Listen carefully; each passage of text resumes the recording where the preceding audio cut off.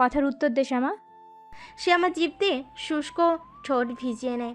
কথা বলতে গিয়ে টের পায় তার গলা দিয়ে কথা বের হচ্ছে না। সে বহু কষ্টে বলল, আম্মা আমি। শ্যামা তার কথা শেষ করার আগে ফাতেমা বেগম বলল, টয়লেটে তো যাসনি, তাহলে কোথায় গিয়েছিলিস? শ্যামা অপলক তার আম্মার দিকে তাকিয়ে আছে। মনে মনে জুৎসই উত্তর মেলাতে পারছে না। শ্যামাকে চুপ করে থাকতে দেখে ফাতেমা বেগম এগিয়ে আসে, হাত দিয়ে শ্যামার মুখ চেপে ধরে। কথা বল। গাল চেপে ধরাতে শ্যামার কথা বলাতে কষ্ট হয়। সে বলল, আম্মা ফিরোজের কাছে গিয়েছিলি? শ্যামা চুপচাপ ব্যথা সহ্য করে, কিন্তু কোনো কথা বলে না। শ্যামাকে চুপ থাকতে দেখে ফাতেমা বেগম হাতের শক্তি বাড়িয়ে আরও জোরে চেপে ধরে বলল, বল। শ্যামা মুখের রক্তের নোনতা স্বাদ পায়, ব্যথায় কোকিয়ে ওঠে, বলল, হ্যাঁ। শ্যামার কথা শুনে ফাতেমা বেগম তার মুখ ছেড়ে টেবিলের কাছে হেলান দিয়ে রাখা বিছানার ঝাড়ু হাতে নেয়। শ্যামার ঠোঁট ভেঙে কেঁদে দেয়। আম্মা আমাকে কিছু বলতে দাও। ফাতেমা বেগম গায়ের সর্বশক্তি দিয়ে শ্যামাকে কয়েকটা বাড়ি দিয়ে ফেলে শ্যামা আঘাতের চোটে ঘরের মধ্যে ছুটতে থাকে। ফাতেমা বেগম চুল টেনে ধরে বলল, এত রাতে কি করছিস বল? অসভ্য, শেষ পর্যন্ত তুই এত খারাপ হলি। বিয়ের দরকার হলে বলতি, আমরা বিয়ে দিতাম, কিন্তু এই নোংরা কাজগুলো করলি কি করে? শ্যামা স্তব্ধ হয়ে তাকিয়ে থাকে। তার আম্মা কি ভাবছে এসব? সে আর ফিরোজ কি এতই খারাপ? প্রেম করলে কি শারীরিক সম্পর্ক মুখ্য ব্যাপার? মায়ের মুখে এমন কথা শুনে শ্যামার খুব খারাপ লাগে। মাথা নেড়ে প্রতিবাদ করে বলল, না না আম্মা, তুমি যা ভাবছো তা না। আমি আর ফিরোজ কেউই এত নিচু মনের না। শ্যামা পাশ থেকে বলল, বললেই হলো, এত ভালো মনের হলে রাতে কেন দেখা করতে গেলি? ফাতেমা বেগম শ্যামার দিকে তাকিয়ে আছে। শ্যামা বলল, আম্মা তুমি আমাকে বিশ্বাস করো না? করি না। তুই আমাকে ঘুমিয়ে রেখে ওই ছেলের সাথে দেখা করতে চলে গিয়েছিস, কিভাবে বিশ্বাস করব? আমি শুধু একটু দেখতে গিয়েছি, আর কিছু না। তুমি যা ভাবছো তা ভুল। ফাতেমা বেগম বলল। এত কথা না বলে ফিরোজকে ভুলে যা। শ্যামার সারা শরীরে পুরনো ব্যথাগুলো আবারও তরতাজা হয়ে ওঠে। সে দাঁতে দাঁত চেপে বলল, কখনো না। ফাতেমা বেগম রেগে যায়, ঝাড়ু দিয়ে আরও কয়েকটা বাড়ি দিয়ে বলল, তোর আব্বাকে ভালো করে বললে না হয় বুঝতাম, কিন্তু এত অপমানের পরেও তুই এত কথা কিভাবে বলিস? এই জন্যই তোকে জন্ম দিয়েছিলাম। শ্যামা মাটিতে বসে ফুপিয়ে ফুপিয়ে কাঁদছে। শান্তা বলল, থাক, আম্মা আর মার হয়েন না। ফাতেমা বেগম ঝাড়ু ছুঁড়ে ফেলে চলে যায়। শান্তা শ্যামার কাছে এসে বলল, এমার্জেন্সি পিল এনে দিব নাকি? শ্যামা রাগত চোখে শ্যামার দিকে তাকায়।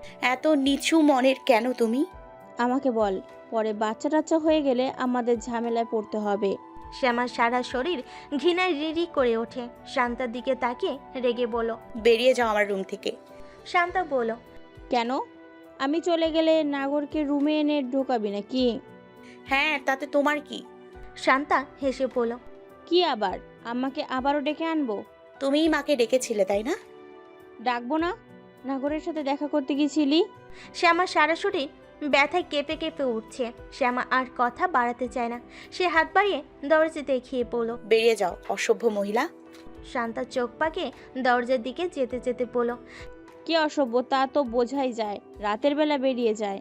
শান্তা যাওয়ার আগে বাহির থেকে দরজা আটকে চলে যায়। বন্ধ দরজার দিকে তাকিয়ে শ্যামার নাকের পাটাতন ফুলে ওঠে, ঠোঁট ফুলে মুখে হাত থেকে কেঁদে ফেলে। সে আর ফিরে আসতে চায়নি, কিন্তু ফিরোজ তাকে জোর করে পাঠিয়েছে।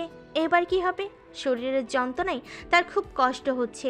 মুখটা নোনতা নোনতা লাগাতে থুতু ফেলে দেখে থুতুর পরিবর্তে টাটকা রক্ত এসেছে গালে হাত দিয়ে। তখন ফাতেমা বেগম চেপে ধরাতে যে ব্যথা হয়েছিল তার তীব্র আকারে অনুভূত হয়।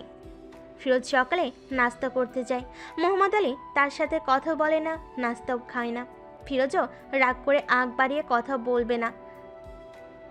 উনি আজকে টেবিলে বসে আছে। ফিরোজ গম্ভীর মুখে নাস্তা না খেয়ে বেরিয়ে যেতে চায়। মোহাম্মদ আলী দারাজ গলায় বলল, ফিরোজ দাঁড়া। ফিরোজ দাঁড়ায়। মোহাম্মদ আলী বলে, নাস্তা করে যা। আমি নাস্তা করব না। রোজিনা বেগম বলল, তা করবে কেন? ঘরে দাসী আছি না? কোমরে হাড় ক্ষয় করে নাস্তা বানাবো, ইচ্ছা হলে খাবে, না হলে নাই। মাইয়াদের পিছে টিকে ঘুরতে পারে। মায়ের মতো হয়েছে একদম, বদমাইশ। ফিরোজের মাথা গরম হয়ে যায়। এই মহিলা চুপ, একদম চুপ। চুপ না হলে কি করবে? ফিরোজের হঠাৎ করে খুব খারাপ লাগে। মা থাকলে কি আজকে এমন করে বলতে পারতো? তার পছন্দকে এমন অবজ্ঞার চোখে দেখতো? ফিরোজ শক্ত চোখে তার আব্বার দিকে তাকিয়ে থেকে বলল। আব্বার ওনাকে চুপ করতে বলেন। রোজিনা বেগম বলল। হুকুম দেয়, বেয়াদব। মোহাম্মদ আলী বিরক্ত কণ্ঠে বলল। তুমি চুপ থাকো, আমি কথা বলছি। ফিরোজ, তুই কাল রাতে কেন শ্যামলার সাথে দেখা করতে গেলি? ফিরোজ বিস্মিত হয়। সে যে শ্যামার সাথে দেখা করেছে তা উনি জানলো কি করে? উনি কি তার পিছনে খোঁচর লাগিয়েছে? হয়তো, না হলে কি করে জানবে? সে বলল। কে বলেছে? যাসনি? মিথ্যা কথা। গিয়েছি, তাতে আপনার কি? কেন যাবি? তোকে মানা করেছি না? বউয়ের সাথে দেখা করব না? কিসের বউ? আমি তো শ্যামাকেই বিয়ে করব। মোহাম্মদ আলী ছেলের দিকে তাকিয়ে বলল। বিয়ে করবে? হ্যাঁ। মোহাম্মদ আলী কিছুক্ষণ চুপ থেকে বলল। আচ্ছা, ভালো কথা। ফিরোজ বলল। আব্বা ভালোই ভালোই মেনে নেন। হ্যাঁ, তাই ভাবছি। ফিরোজ চলে গেলে রোজিনা বেগম মোহাম্মদ আলীকে বলল। তুমি মেনে নিলে? এমন ফকিরনি মার্কা বাড়িতে বিয়ে করাবে? মোহাম্মদ আলী হাসে। রোজিনা চোখ পাকিয়ে বলল। হাসি আছে তোমার? আসলে তো। রাত 9টা, ঝিরিঝিরি বৃষ্টি পড়ছে। স্বপন ইসলাম বাড়িতেই ছিল। আংশিক মোহাম্মদ আলী স্বপন ইসলামের বাড়িতে আসেন। ওনার উপস্থিতিতে সবাই অবাক হয়। স্বপন ইসলাম ভুরু কুঁচকে তাকিয়ে থাকে। মোহাম্মদ আলী ঘরে যায় না, বাহির থেকে বলল। আপনি কথা রাখতে পারেননি। স্বপন ইসলাম নিজের মেয়ের বন্ধ রুমের দিকে তাকায়। মেয়ে তো বাড়ি থেকে বেরোয়নি। তাহলে? মোহাম্মদ আলী বলেন। আপনার মেয়েকে আটকে রাখতে পারেন না কেন? বাবা ভাই ঘরে থাকতে রাত কাটায় একটা মেয়ে কি করে বাড়ির বাইরে চলে যায়? নাকি আপনারাই বাইরে যেতে দিলেন? স্বপন ইসলাম নিজের স্ত্রীর দিকে তাকায়। ফাতেমা বেগম অপরাধীর চোখে তাকিয়ে আছে। স্বপন ইসলাম কিছু বলার আগে মোহাম্মদ আলী বলল। মেয়েকে সামলান, আর না পারলে হাত পা ভেঙে বাসায় বসে রাখেন। আল্লাহর ওয়াস্তে আমার ছেলেকে মুক্তি দেন। আসি। মোহাম্মদ আলী যেমন তুফানের বেগে এসেছিল তেমন চলে গেল। মাঝখান দিয়ে সে আমাদের টিনের চালের ঘরটায় তুফানে সব লণ্ডভণ্ড করে গেল। সে আমার রুম থেকে সব কথা শুনতে পেলে ভয়ে কুকড়ে যায়। স্বপন ইসলাম স্ত্রীর দিকে তাকায়। ও কি বেরিয়ে গিয়েছিল? ফাতেমা বেগম চুপ হয়ে থাকে। স্বপন ইসলাম মেয়ের রুমের দিকে যায়। ওনার ক্ষিপ্ত রূপ দেখে সবাই ভয় পেয়ে যায়। যে তুফানে এসেছিল তার সবটা আঘাত শ্যামার উপরে আছড়ে পড়ে। কাতর শ্যামা আর সইতে পারে না। চোখের পানি অঝরে ঝরছে আর শরীর কাঁপছে। সবাই স্বপন ইসলামকে শ্যামার থেকে ছাড়িয়ে নেয়। উনি কাঁপা কণ্ঠে বলল। রিপন, ঘটককে বলবি তাড়াতাড়ি সম্বন্ধ আনতে। এই জঞ্জাল যত তাড়াতাড়ি পারি দূর করে দেব। ফিরোজ রাস্তায় দাঁড়িয়েছিল। সে আমাদের বাড়ি থেকে তার আব্বাকে বেরোতে দেখে সে চিন্তিত হয়। আপনি ওদের বাড়িতে গিয়েছিলেন কেন? মোহাম্মদ আলী কুটিল হাসে, কিন্তু কোনো কথা না বলে চলে যায়। ফিরোজের বুকটা কেঁপে ওঠে। এক দৌড়ে সে আমাদের বাড়িতে চলে আসে। বাড়ির ভেতরে সবার হইচই শুনে কোনো দিকে না তাকিয়ে ভেতরে চলে যায়। সে আমাকে এমন অবস্থায় দেখে ফিরোজ বলল। আপনারা ওকে কি করেছেন? ফিরোজকে দেখে রিপন রেগে যায়। এগিয়ে এসে ফিরোজকে আঘাত করে। একে একে কয়েকবার আঘাত করে। ফিরোজ শূন্য দৃষ্টি মেলে সে আমার দিকে তাকিয়ে আছে। রিপন তাকে ধাক্কা দিয়ে বারান্দা থেকে উঠোনে ফেলে দেয়। বলিষ্ঠ দেহের ফিরোজ ধপাস করে মাটিতে আছড়ে পড়ে। ঝিরিঝিরি বৃষ্টির কারণে গায়ে কাদা লেগে যায়। স্বপন ইসলাম বলেন। রিপন, থামো, আর এই ছেলেকে বাড়ি থেকে বেরিয়ে যেতে বলো। সে আমার পা হেসড়ে হেসড়ে বারান্দায় আসে। অস্পষ্ট গলায় বলল। ভাইয়া আর মাইরো না, ভাইয়া ভাইয়া আর মেরো না। ফিরোজের চোখে পানি টলমলো করছে। সে চাইলেই রিপনের সাথে মারামারি করতে পারত, কিন্তু তার শ্যামাকে পেতে হবে। তাই এখন বাড়াবাড়ি করা ঠিক না। সে শ্যামার দিকে তাকিয়ে বলল। আমি আসবো, তুমি কেঁদো না শ্যামা। রিপন ফিরোজকে ধাক্কা দিয়ে বলল। শ্যামা কেঁদে দেয়। ভাইয়া আর মাইরো না, ভাইয়া ভাইয়া আর মেরো না। রিপন হুঙ্কার দিয়ে ওঠে। ফিরোজ আর শ্যামা অসহায় চোখে একে অপরের দিকে তাকিয়ে আছে। দুজনের চোখে না পাওয়ার আকুতি, ব্যথা ভুলে নিজেদের কাছে টানার আকুলতা। কি হবে এই অসম প্রেমের? আদৌ কি মিলন হবে? প্রেমে পড়লে নাকি মানুষ বেহায়া হয়ে যায়, তেমনি অতি রাগী আত্মসম্মানী ফিরোজ বেহায়া হয়ে তার আব্বার কাছে বারবার যায়। আব্বা, আপনি আমাকে এক কথা বলে শ্যামাদের বাড়িতে গিয়ে আরেক কথা বলেন কেন? মোহাম্মদ আলী ছেলের শুকনো মুখটার দিকে তাকায়। তুই বোধহয় আমার কথা কিংবা কাজের অর্থ বুঝতেছিস না। আপনি আমার মন বোঝেন না কেন? এতদিন বিয়ে করি না এই কারণে ঘ্যান ঘ্যান করেছেন, এখন বিয়ে করতে বলেছি তাতেও সমস্যা?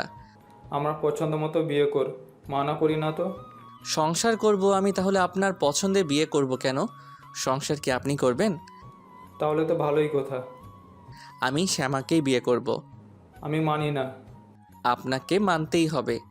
না মানলে কি করবি? বিয়ে করে ঘরে তুলে ফেলবো। ফাতেমা বেগম ঘুমন্ত মেয়ের দিকে তাকিয়ে আছে। আজ এক সপ্তাহ হতে চলো শ্যামার জ্বর কমছে, কিন্তু শরীর বেশ দুর্বল আর মুখটা কি ফ্যাকাশে লাগছে। এই কয়দিন যে মার খেয়েছে জন্মের পরে আর কখনো এমন মার খায়নি, তাই তো লাজুক শরীর আর নিতে পারেনি, নুয়ে পড়েছে। ডাগর ডাগর চোখের নিচে কালি জমেছে। ফাতেমা বেগম মেয়ের মাথায় হাত বুলিয়ে দেয়। স্বপন ইসলামের অতি আদরে মেয়ে শ্যামা ধমক ছাড়া কখনো গায়ে হাত তোলেননি। মেয়েকে মেরে নিজের রুমে গিয়ে স্ত্রীকে জড়িয়ে ধরে হাউমাউ করে কেঁদেছেন। শ্যামার এই ব্যাপারটা জানার পর থেকে সারাক্ষণ মনমারা হয়ে থাকেন। ফিরোজের খপ্পরে পড়ে আদর মেয়ে বাদরের রূপ ধারণ করেছে, আর এই রূপই ওনার সহ্য হচ্ছে না। উনি চাই মেয়ে সারা জীবন ওনার কথাই চলুক। বাবা হিসেবে এইটুকুই তো চাইতেই পারে। ফিরোজের সাথে বিরোধ থাকলেও মেয়ে যেহেতু পছন্দ করেছে উনি বিবেচনা করে দেখতেন, কিন্তু মোহাম্মদ আলীর নাকে মুখে করা অপমানের ঘা সারাদিন খুঁচায়। বিয়ের আগে যদি ওনার এই ব্যবহার থাকে তাহলে বিয়ের পরে কি হবে তা খুব অনুমেয় করা যায়। স্বপন ইসলামের আত্মসম্মান প্রবল। ফিরোজের কাছে উনি কোনোদিন মেয়ে দেবে না, দরকার হলে মেরে গুমতি নদীতে ফেলে দেবে, তাও ওই মুখও হবে না। ফিরোজকে নিজের জামাতা হিসেবে মানা অসম্ভব। রিপনকে বলে ভালো ভালো সম্বন্ধ জোগাড় করে ফেলেছে, কালকেই এক পক্ষ দেখতে আসবে। শ্যামাকে নিয়ে উনি বেশ চিন্তিত, মেয়েটা না আবার উল্টাপাল্টা কিছু করে বসে।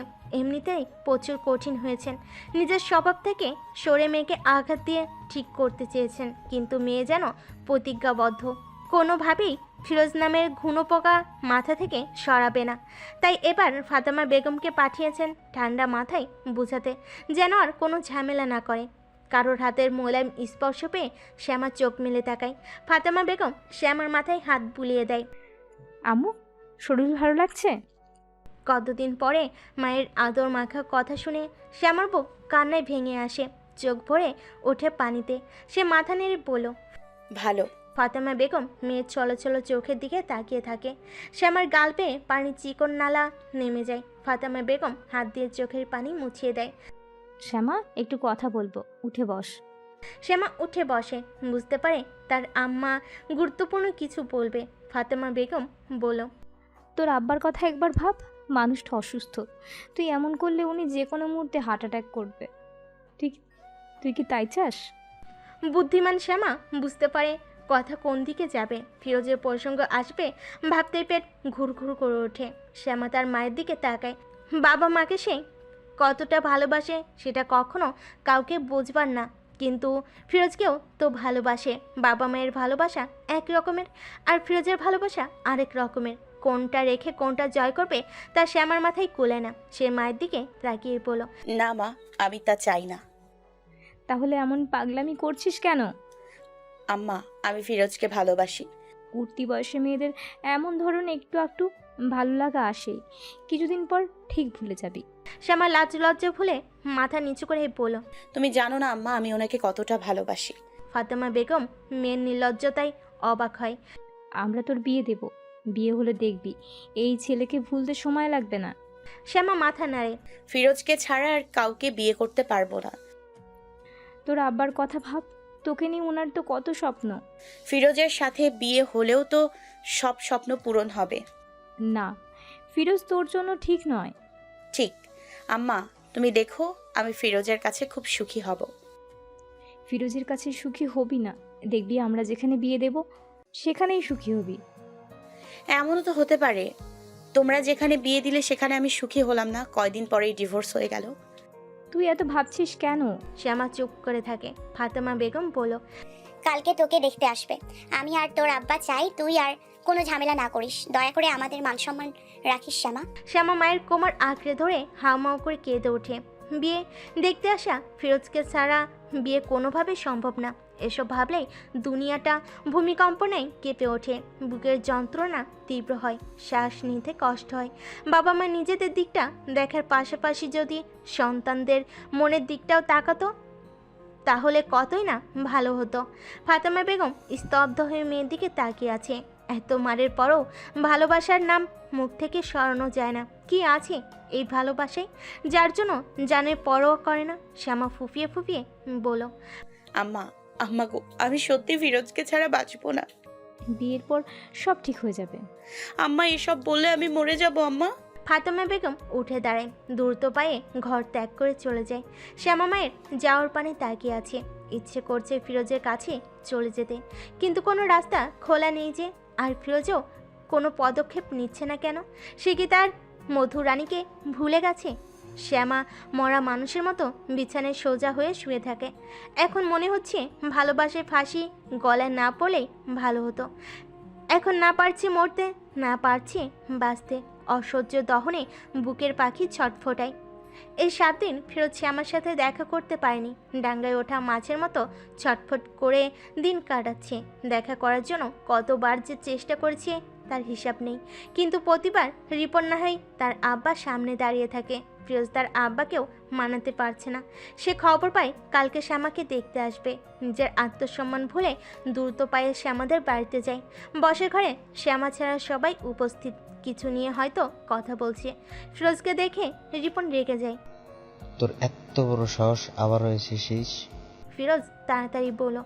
কাকা আমাকে কিছু বলতে দেন। স্বপন ইসলাম রিপনকে থামায়, গম্ভীর গলায় বলল, বলো কি বলবে?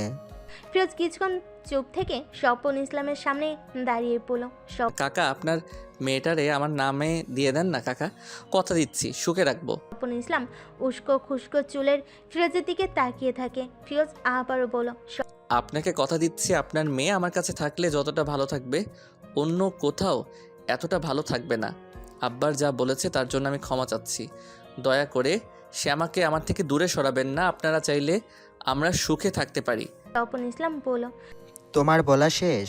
ফিরোজ স্তব্ধ হয়ে তাকিয়ে থাকে। কাকা স্বপন ইসলাম বলল। বলা শেষ হলে যেতে পারো। ফিরোজ এগিয়ে এসে স্বপন ইসলামের হাত ধরে কাতর গলায় অনুনয় করেই বলল, এমনটা করবেন না প্লিজ, এই সুখটুকু আমাকে ভিক্ষা দিন। স্বপন ইসলাম হাত ছাড়িয়ে নেয়। ফাজলামি পেয়েছো? তোমার আব্বা এসে অপমান করে যাবে, তুমি এসে মেয়ে চাইবে কি? কি সমস্যা তোমাদের? বেরিয়ে যাও, যাও বলছি। এত আবদার মাখা কথাতেও কারোর মন গলল না। চলো চলো চোখে ফিরোজ তাকিয়ে থাকে। একে একে সবাই চলে যায়। এক নামকরা নেতা যার হুঙ্কারে সবাই কেঁপে ওঠে, তাকে পেয়সীর জন্য এতটা অসহায়বোধ করতে হচ্ছে, নিজের আত্মসম্মান খোয়াতেও দ্বিধা করছে না। ফিরোজ মাথা নিচু করে বেরিয়ে যায়। শ্যামা বোধহয় তার গলা স্বর শুনেছে, তাই তো জানালা খুলে দাঁড়িয়ে আছে। তাকে দেখেই চাপা কান্নায় ফুপিয়ে ওঠে। ফিরোজ এগিয়ে যায়, বিষণ্ণ মুখে হাসার চেষ্টা করে। জানালার গ্রিলের ফাঁক দিয়ে শ্যামার হাত আঁকড়ে ধরে বলল, শ্যামা এই মেয়ে কাঁদো কেন? শ্যামা গ্রিলে গাল লাগিয়ে দেয়। ফিরোজ গালে হাত স্পর্শ করে বলল, আমার মধুরানী এত কাঁদবে কেন? আমি আছি না, সব ঠিক করে দেব। শ্যামা বেকুল গলায় বলল, তোমার কাছে যাব। হ্যাঁ আসবে, আমি ব্যবস্থা করছি। দুজন দুজনের দিকে অপলক তাকিয়ে থাকে। ফিরোজ আস্তে করে বলল, ভালোবাসি মধুরানী। শ্যামা কিছু বলার আগেই তার দরজা খুলে যায়, আর ফিরোজ সেখান থেকে দ্রুত সরে যায়। এর পরের দিন শ্যামাকে দেখতে আসে পাত্রপক্ষ। মেয়ে দেখে জানায় তারা সিদ্ধান্ত রাতে জানাবে। সন্ধ্যা হলে শ্যামা তার আবার রুমে যায়। কাঁদতে কাঁদতে তার চোখ ফুলে গিয়েছে। স্বপন ইসলাম চেয়ারে বসে চা খাচ্ছিল। শ্যামা ওনার সামনে গিয়ে পা আঁকড়ে ধরে পড়ল। আব্বা। স্বপন ইসলাম শান্ত চোখে মেয়ের দিকে তাকিয়ে বলল, কিছু বলবি? শ্যামা মাথা নাড়ে, কিন্তু কান্নার জন্য কথা বলতে পারে না। বহুক্ষণ পরে নিজেকে সামলে নিয়ে নিজের লজ্জা ভুলে পড়ল, আমাকে অন্য কোথাও বিয়ে দিও না আব্বা। আর কিছু বলবি? আমি ফিরোজকে ভালোবাসি। কিন্তু এই ছেলে তোর জন্য ঠিক না। আমার উপর বিশ্বাস রাখ, আমি তোকে এর চেয়ে ভালো বিয়ে দেব, রানীর মতো থাকবি। আমি রানী হতে চাই না। স্বপন ইসলাম মেয়ের মাথায় হাত রেখে বলল। আমার দিকে তাকা। শ্যামা তাকালে উনি বলল। আমি তোর বিয়ে অন্য কোথাও দেব। না। মা বাবার সম্মান রাখবি না? আমার দিকটা একটু দেখো আব্বা। মেয়ের নির্লজ্জতা, বেহায়াপনা, অবাধ্যতায় স্বপন ইসলাম রেগে যান, চিৎকার করে বলল। ফাতেমা, ওরে আমার সামনে থেকে নিয়ে যাও। আমি ওরে কখন কবর দিয়া ফেলি ঠিক নাই। ফাতেমা বেগম শ্যামাকে টেনে রুমে নিয়ে যায়। পরের দিন সকালে শ্যামার কলেজ থেকে ফোন আসে।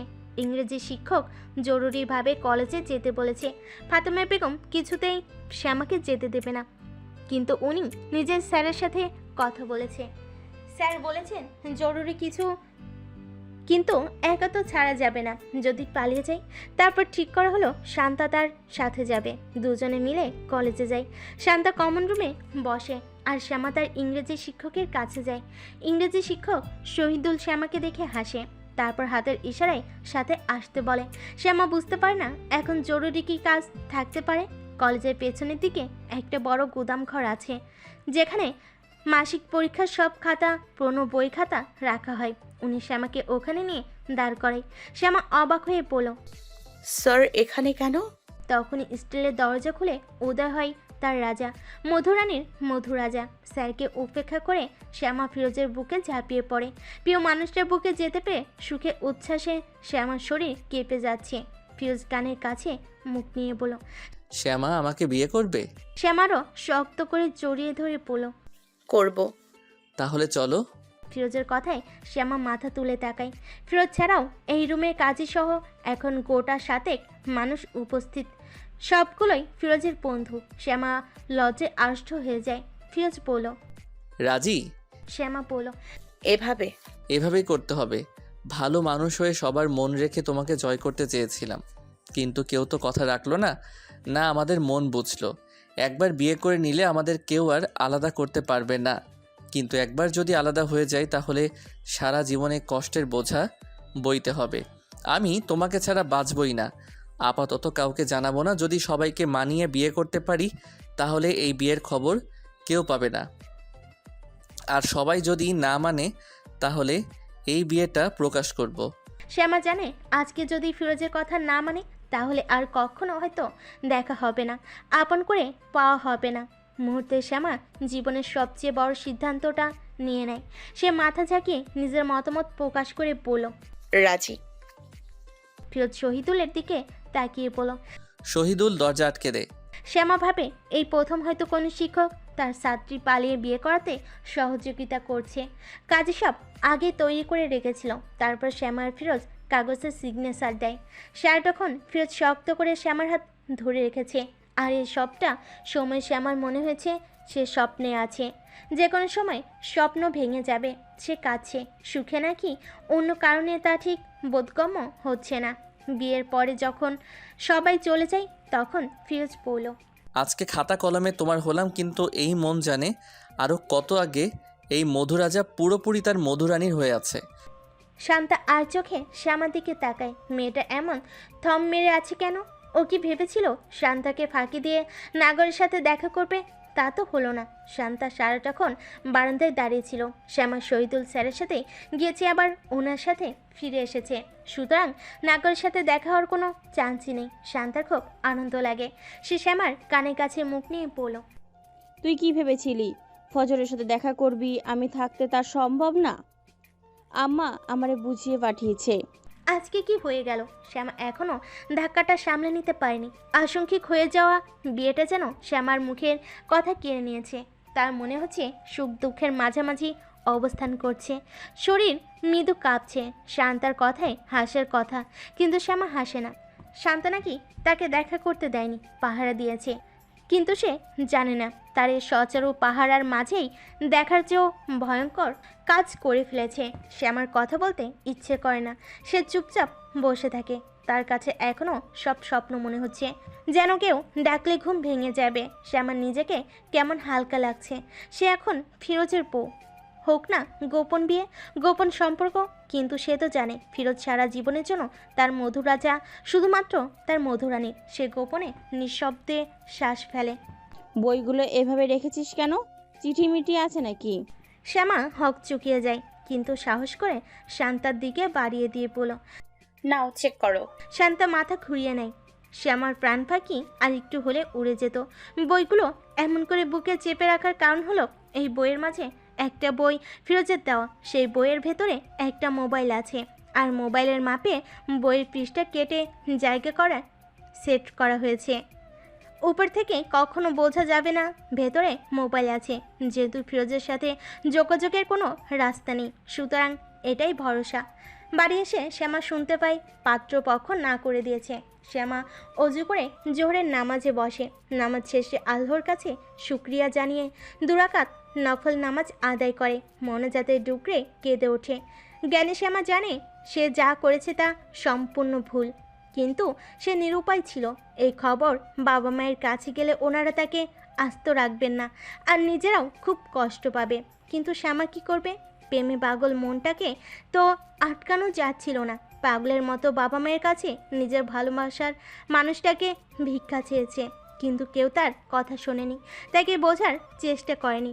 পরপর দুইটা খুশির খবর শুনে শ্যামা খুশি হয়। প্রাণ ভরে আল্লাহর কাছে দোয়া চায় যেন এই বিয়ের কথা জানার আগে তার আব্বা আম্মা তার ফিরোজের আব্বার নরম হয়। শ্যামা নামাজ পড়ে নিশ্চিন্ত মনে ঘুমায়। অনেকদিন পরে এত শান্তি মনে শ্যামা ঘুমাচ্ছে। ঘুম থেকে উঠে মনে পড়ে সে বিবাহিত। আজকে তার বিয়ের প্রথম দিন। সে ফিরোজের স্ত্রী। শ্যামা লজ্জায় বালিশে মুখ গুজে নেয়। যদিও ফিরোজ তার কাছে আসতে পারবে না, কিন্তু শ্যামা লজ্জা পায়। ফাতেমা বেগম বলল, শান্তা, ও কি কোথাও যাওয়ার জন্য বলছিল? হ্যাঁ আম্মা, তুমি খেয়াল রেখেছো তো? আমি বারান্দায় দাঁড়িয়েছিলাম। ফাতেমা বেগম নিশ্চিত হন একটু আগে মেয়েকে দেখে এসেছেন ঘুমাচ্ছে। ফিরোজের ভূত মাথা থেকে নেমে গেলেই হয়। শহীদুল ফিরোজের ছোট, ইংরেজিতে ভালো বলে কলেজে চাকরি পেয়েছে। অবশ্য ফিরোজ একটু সুপারিশ করে দিয়েছিল। শহীদুলের সাথে ফিরোজের আলাদা একটা সম্পর্ক। শহীদুল ছোট হলেও দুজনে খুব মিল, তাই তো আজকে ফিরোজ মনের গোপন বাসনা জানানোর পরে সে আপত্তি করেনি। রিস্ক হলেও সহযোগিতা করেছে। সারাদিন ফিরোজ ক্লাবে কাজ করেছে। ইদানিং মানসিক টেনশনের সাথে কাজের চাপও বাড়ছে। দুটোই তাল মিলিয়ে চলতে গিয়ে সে হিমশিম খাচ্ছে। সারাদিন কাজ করে কাটিয়ে দিলেও সন্ধ্যার পরে শুরু হয় নতুন এক অশান্তি। শ্যামা নামের পাখির কাছে যাওয়ার জন্য শরীরের প্রতিটা নিউরন আন্দোলন করে ওঠে। সদ্য বিবাহিত বউয়ের কাছে যাওয়ার জন্য মনটা আনচান করে। আজকে তাদের বিয়ের প্রথম রাত হওয়ার কথা ছিল, কিন্তু পরিস্থিতি এতটাই জঘন্য যে চোখের দেখাই দেখতে পারছে না। এত অশান্তি তার এর আগে কখনো লাগেনি। ফিরোজ চুপচাপ চোখ বন্ধ করে বিছানায় শুয়ে আছে। শ্যামার মেসেজ পাঠানোর কথা, কিন্তু পাঠাচ্ছে না কেন? রাত 10টা। ফাতেমা বেগম লাইট নিভিয়ে বিছানায় শুয়ে পড়ে। শ্যামা আগেই শুয়ে পড়েছে। উনি মেয়ের দিকে তাকিয়ে বলল, এই গরমে কাঁথা গায়ে দিয়ে ঘুরছিস কেন? শ্যামা কাঁথা সরিয়ে মাথা বের করে বলল, শীত লাগছে আম্মা, আবার মনে হয় জ্বর আসবে। ফাতেমা বেগম আর কোনো কথা না বলে ওই পাশ ফিরে ঘুমিয়ে যায়। ওনার নিঃশ্বাসের ভারী শব্দ কানে আসলে শ্যামা মোবাইলটা হাতে নেয়। সুইচ অন করে নেট চালু করে কানে হেডফোন লাগায়। তারপর ফিরোজকে ফোন দেয়। ফিরোজ বলেছে সে ফোন দিলে শ্যামা মেসেজ করবে আর ফিরোজ কথা বলবে। ফিরোজ রিসিভ করলে শ্যামা মুস্কি হাসে লেখে, আসসালামু আলাইকুম মধুরাজা। শ্যামার মেসেজ পেয়ে ফিরোজ হেসে খুশি খুশি গলায় বলল, ওয়ালাইকুম আসসালাম বিবি জান। শ্যামা হাসে। ফিরোজের গলা স্বর এত ভালো লাগে যে খেয়ে ফেলতে ইচ্ছে করে। প্রেমে পড়লে বুঝি সবই ভালো লাগে। আজকে দুজন কাছে থাকলে পাগলের মতো পাগলামি দেখতে পারতো। কেমন আছেন? ফিরোজ হেসে বলল, একটু ভালো নেই। বউ কাছে না থাকলে বিবাহিত পুরুষরা ভালো থাকতে পারে না। শ্যামা হাসে। তার ফাঁকে কাঁথা সরিয়ে তার আম্মাকে দেখে নেয়। গরমে সারা শরীর ঘেমে একাকার। সে লেখলো, তো বাড়িতেই নিয়ে যেতেন। ফিরোজ গম্ভীর গলায় বলল, তুমি আমার বউ, যোগ্য সম্মান দিয়ে বাড়ি আনবো। এমনি আনলে সবাই ছোট ভাববে। শ্যামা ছোট করে লেখে। হুম। ফিরোজ হঠাৎ নিভে নিভো আগুনে কেরোসিন ঢেলে দেয়। আদুরে গলায় বলল, পাখি কি আমাকে মিস করছে? ফিরোজের এমন আদর মাখা কণ্ঠ শুনে শ্যামার এতক্ষণ চেপে রাখা কান্না বুক ফেটে বেরিয়ে আসে। কাঁপা কাঁপা হাতে লেখে, ভীষণ। ফিরোজ চুপ করে থাকে। তার কেন জানি মনে হচ্ছে শ্যামা কাঁদছে। নিশ্চুপ থেকে যেন দুজন দুজনের মনের অলিগলি ঘুরে বেড়াচ্ছে, ছুঁয়ে দিচ্ছে একে অপরকে। ফিরোজ আস্তে করে বলল। বউ, শ্যামার মন ভালো লাগায় ভরে ওঠে। হুম। ফিরোজ নিজেকে আটকে রাখতে পারে না।